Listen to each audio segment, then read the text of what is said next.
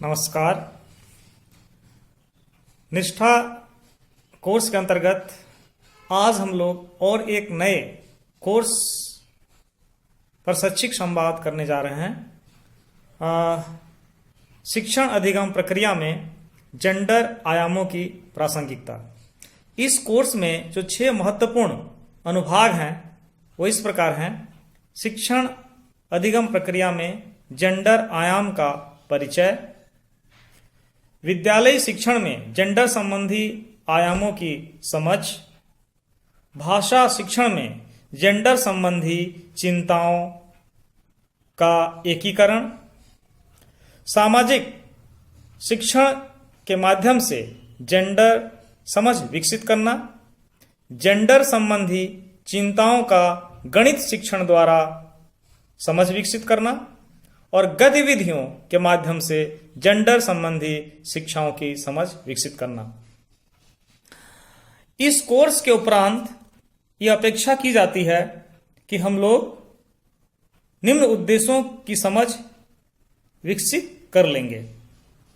शिक्षकों और बच्चों के बीच मौजूदा जेंडर संबंधी पूर्वाग्रहों और पक्षपातों की पहचान करना, विभिन्न विषयों के समव्यवहार में जेंडर संवेदनशीलता शैक्षणिक प्रक्रियाओं का विकास करना, कक्षागत वातावरण में जेंडर संवेदनशीलता को बढ़ावा देने वाली अधिगम गतिविधियों का उपयोग और उन्हें ग्रहण करना, बालिकाओं की शिक्षा और सशक्तिकरण को बढ़ाने में पाठ्यक्रम और पाठ्यपुस्तकों की भूमिका की समझ विकसित करना, विभिन्न क्षेत्रों में महिलाओं की उपलब्धियों की पहचान कर उनके योगदान का उदाहरण द्वारा प्रशंसा करना, राजनीतिक, सामाजिक और सांस्कृतिक साथ ही पर्यावरणीय प्रक्रियाओं में महिलाओं की भागीदारी की पहचान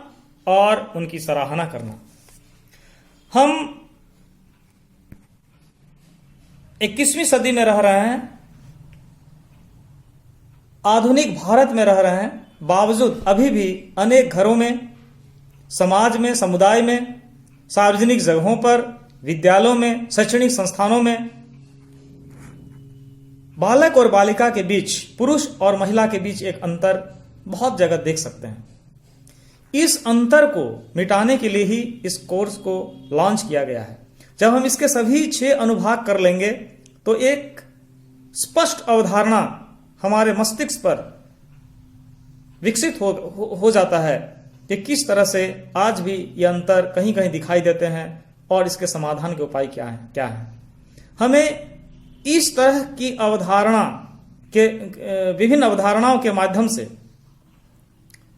एक माहौल विद्यालयों में भी स्थापित करने की आवश्यकता है, जहां छात्रा किसी भी तरह से छात्रों से अपने आप को कमजोर या कम ना समझें।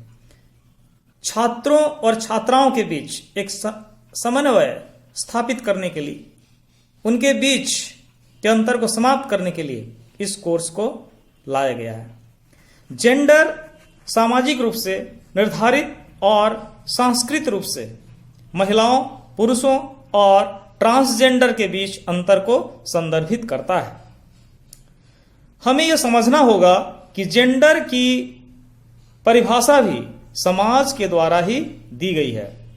जेंडर परिवार, स्कूलों, विज्ञापन, मीडिया, बाजार आदि के माध्यम से प्रभावित होता रहता है। इसलिए यह विभिन्न समाजों और समय के साथ साथ भिन्न हो सकता है। इसके अलावा जेंडर अन्य कारकों जैसे नस्ल, धर्म, जातीयता और दिव्यांगता से भी प्रभावित हो सकती है। चूंकि स्कूली शिक्षा हमारे समाजीकरण में बहुत महत्वपूर्ण भूमिका निभाती है, इसलिए हमें यह समझने की जरूरत है कि स्कूलों में जेंडर और उसके आयाम कैसे संचालित होते हैं। शिक्षक स्कूली शिक्षा प्रक्रिया में एक महत्वपूर्ण हितधारक है। हम कक्षाओं को और अनुकूल या समावेशी बनाने में महत्वपूर्ण भूमिका अदा कर सकते हैं। शिक्षकों को पहले सभी स्कूली गतिविधियों में जेंडर भेद की पहचान करनी चाहिए और फिर कक्षा में तथा कक्षा के बाहर विभिन्न गतिविधियों के माध्यम से योजनाबद्ध तरीके से इसे लागू करने की आवश्यकता है। यह निश्चित रूप से एक सक्षम वातावरण बनाएगा जहां सभी छात्र अपने अनुभवों को साझा कर सकते हैं, मौजूदा पूर्वाग्रहों एवं रूढ़िवादियों पर सवाल उठा सकते हैं और चर्चा और बहस के माध्यम से इसका उपयुक्त समाधान निकाल सकते हैं। आइए इस कोर्स के माध्यम से शैक्षिक संवाद के तहत हम लोग घर, परिवार, समुदाय और विद्यालयों में, शैक्षणिक संस्थानों में जेंडर के विभिन्न आयामों को समझते हुए हम पुरुष और महिला के बीच के अंतर को समाप्त करें, छात्र और छात्रा के बीच के अंतर को समाप्त करें और एक अच्छा वातावरण बनाने में अपना महत्वपूर्ण योगदान दें। धन्यवाद।